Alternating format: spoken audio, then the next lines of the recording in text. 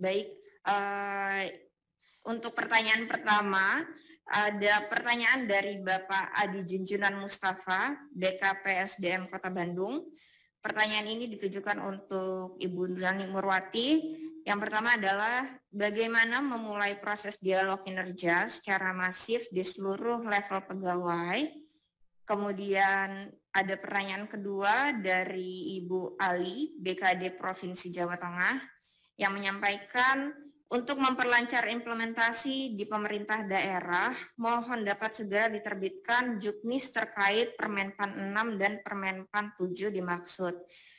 Kedua, mohon untuk dapat memberikan contoh pemerintah pusat atau pemerintah daerah yang telah melaksanakan atau mengimplementasikan Permenpan 6 tahun 2022 dan Permenpan 7 2022 dengan baik sebagai rujukan.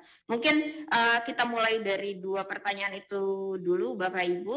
Kepada Bu Nani, dipersilahkan untuk pertanyaan pertama. Terima kasih Mbak Fania. Terima kasih Pak Adi Junjunan ya Pak ya. Apa kabar Pak? Sehat selalu ya Pak Adi ya. Jadi pertama bagaimana sih memulai proses dialog kinerja secara masif di seluruh level pegawai kan gitu ya. Bahwa dialog kinerja ini kan kami sampaikan kan memang dimulai sejak penetapan PK ya Pak, PK unit kerja, PK JPT gitu ya Pak ya. Nah kalau kita mau menyampaikan kapan dialog kinerja secara masif di seluruh level pegawai ya ketika penyusunan PK unit kerja ya Pak. Kalau di Pak Adi mungkin bisa aja PK Kepala BKD gitu ya Pak Adi ya, atau PK di mana level terendah setelah pimpinan unit organisasi, bisa juga seperti itu ya. Karena ketika PK itu yang disusun pasti seluruh pegawai akan ikut berdiskusi kan Pak, karena sampaikan bahwa memang ketika kita bicara bagaimana sih membangun strategi membangun keselarasan kinerja individu dan kinerja organisasi dalam memang melibatkan seluruh pegawai sejak kita melakukan proses perencanaan, menyusun perencanaan kan gitu ya. Itu kalau dialog kinerja secara masif itu pada saat diskusi kita diskusi menyusun perencanaan kinerja gitu ya. Itu ya kalau bagaimana memulai itu kan akan sangat membantu bahwa pegawai paham mulai dari tahap awal yang akan dibangun gitu ya Pak ya. Tahap awal mulai menyusun rencana kerja gitu ya, rencana kerja gitu ya. Jadi karena nanti rencana kerja ini akan sangat berpengaruh pasti akan turun cascading-nya sampai ke SKP-nya mereka gitu. SKP seluruh pegawai. Karena dasarnya kan dari situ. Kalau tadi saya gambarkan mengenai cascading mulai dari RPJMN, kemudian Renstra, kemudian PK, kemudian SKP, yang turunlah kepada SKP masing-masing staf di bawah kita gitu. Jadi kalau mengenai masif ya menurut saya akan lebih pas kalau kita mulai ketika kita mendiskusikan rencana kerja gitu ya Pak ya. Itu yang Pak Adi ya Mbak Fania ya. Kemudian yang kedua untuk memperlancar implementasi di pemerintah daerah dimohon untuk dapat segera menerbitkan juknis terkait. Di Permenpan 6 sendiri sih sebenarnya sudah sangat detail ya. Sebenarnya di Permenpan 6 pun tidak ada mandat untuk menyusun permen atau Kepmen atau apapun peraturan di bawahnya kan gitu ya Bapak Ibu. Itu kalau dari sisi legal aspek dari Permenpan 6 memang tidak memandatkan ada permen lain atau juknis lain gitu ya. Nah kemudian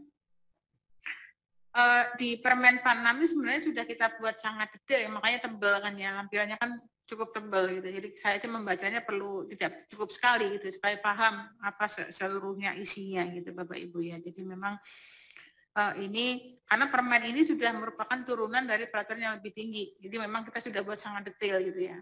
Itu nah itu Bapak Ibu sekalian. Namun demikian di dalam forum ini kan forum untuk diskusi, siapa tahu ada masukan, ada saran tanggapan yang relevan kita akomodasi ya kenapa enggak. Nanti kita coba dulu ya Bapak Ibu ya, kita dalamin dulu kira-kira di forum ini kira-kira memang masih ada nggak sih perlu peraturan pelaksanaan dari Permen, karena Permen ini sudah kita coba buat sangat-sangat detail gitu ya, sangat rinci, makanya tebal gitu Bapak Ibu sekalian ya. Nah kemudian sebenarnya sih masing-masing instansi itu sangat mungkin ya dibuka ruang untuk membuat aturan internal untuk memudahkan implementasi Permen 6 gitu ya. Seperti tadi strategi, penetapan panduan strategi gitu ya. Kalau memang ada instansi yang memiliki panduan strategi dengan konsep lain, tetapi nanti hasilnya tetap sama seperti yang ada di Permen 6 ya boleh-boleh juga gitu loh. Itu contohnya ya. Jadi sangat terbuka kalau memang instansi lain, KL maupun Pemda itu memandang perlu secara internal membuat cukup. Karena kita juga kemarin di Kementerian Hukum dan HAM sebagai contoh di Badan Litbang itu yang akan bertransformasi menjadi Badan Strategi Kebijakan itu mereka secara internal membuat keputusan kepala badan untuk membuat mekanisme internal yang merinci atau meringkas dari Permen 6 ini. Mereka membangun mekanisme, membuat juknis untuk mekanisme penyusunan SKP maupun mekanisme dalam melakukan dialog kinerja. Mereka buat itu Bapak Ibu. Jadi sangat-sangat dibuka ruang gitu ya, sepanjang nanti output akhirnya adalah bentuk SKP-nya memang seperti standar yang kita tetapkan di Permenpan nomor 6 tahun 2022. Itu ya Bapak Ibu ya. Itu sehingga memang kita tidak membuka di dalam Permenpan 6 itu ada pasal yang memberikan ketentuan untuk ada peraturan pelaksanaan lagi untuk juknis-juknis terkait dengan implementasinya, gitu Bapak Ibu. Gitu ya Bapak Ibu. Nah, kalau contoh penerapan Permenpan 6 karena memang ini baru diterbitkan di bulan Februari, Menpan pun juga sedang diskusi internal ya, belum ada, mohon maaf kalau kita diminta contoh memang juga belum ada penerapan konkret. Karena memang ini sedang berproses semua ya, termasuk Menpan yang menyusun pun sedang berproses Bapak Ibu. Jadi kalau sekiranya dalam perjalanannya di triwulan kedua ini Menpan sudah ada output, kalau kami di keasdiapan saya mungkin teman-teman sudah mulai nyusun. Nanti mungkin kalau perlu Mbak Mardian bisa share ya. Kalau perlu nanti Mbak Mardian akan share contoh SKP di tempat saya yang sudah teman-teman coba bagi gitu ya, berdasarkan dengan format Permenpan 6. Nanti mohon izin nanti setelah Pak Denny menjawab, mungkin Mbak Mardian bisa menambahkan ya contoh implementasi Permenpan 6. Memang masih lingkup di tempat kita karena kita nyusun permen, jadi kita harus menjadi itu ya pendahulu untuk menyusun SKP berdasarkan Permenpan 6 ini. Gitu. Nanti kita coba akan sampaikan ya Bapak Ibu ya. Itu mungkin Mbak Fania dari dua pertanyaan ini yang dapat saya sampaikan. Baik, terima kasih Bu Nani. Pak Denny izin jika ada yang ingin ditambahkan. Ya, saya sudah disampaikan oleh Bu Nani ya.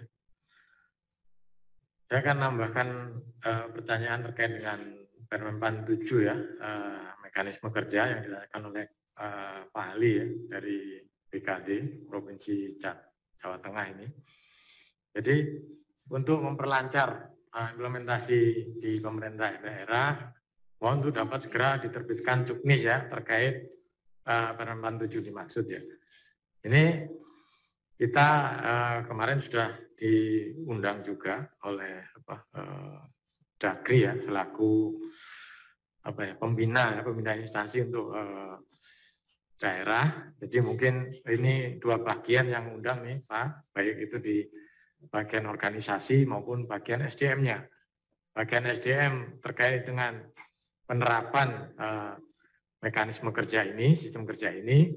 Bagian organisasi dalam rangka penyusunan turunan dari Permenpan 7 ini. Nah ini nanti mungkin BKD Jawa Tengah bisa berkoordinasi juga dengan Kementerian Dagri ya untuk menurunkan, karena kan modelnya tadi sudah ada ya, beberapa contoh ya, ada 3 model ya untuk yang sekda kabupaten, sekda provinsi maupun sekda kota ya, seperti itu ya sudah. Nah, kemudian contoh ini kalau penyetaraan memang kalau daerah memang agak terlambat ya, karena memang untuk KL itu sebenarnya di dalam Permenpan 25 itu kita sudah menyelesaikan itu di tanggal 31 Juni sudah selesai untuk penyetaraan struktur maupun penyetaraan jabatannya. Jadi sudah selesai. Tapi untuk daerah memang kemarin diberikan perpanjangan ya sampai Desember. Itu pun ada beberapa daerah yang belum selesai juga melakukan pelantikan, terutama di kabupaten dan kota. Akhirnya juga ada surat dari Pak Mendagri juga ke Menpan juga seperti itu. Nah, untuk contoh Pak, karena memang Permen 7 ini baru diundangkan di Februari 2022. Namun sebelum ada Permen 7 ini, teman-teman di Menpan ini sudah melakukan hal seperti ini ya. Jadi mungkin yang dulu masih ada semacam koordinator, kemudian ada sukor ya di situ. Ini pembagian pekerjaannya pun udah hampir sama Pak dengan yang dilakukan di dalam Permen 7 ini. Jadi kalau sekarang ya mungkin saya Bu Nani ini udah lebih banyak pekerjaannya sama dengan kerjanya koordinator ya. Kita bagi-bagi timnya, kemudian nanti dari situ akan dari ketua dari tim-tim tadi ada ketua tim, nah ketua tim dia akan membagi peran.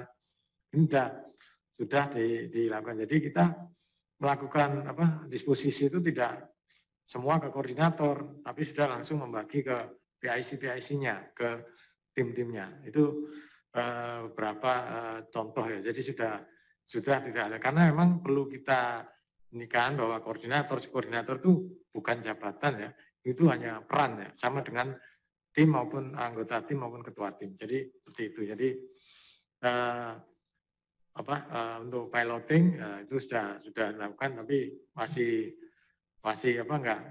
belum 100% karena memang baru dimulai itu Februari tahun 2022. Mungkin itu tambahnya. Terima kasih.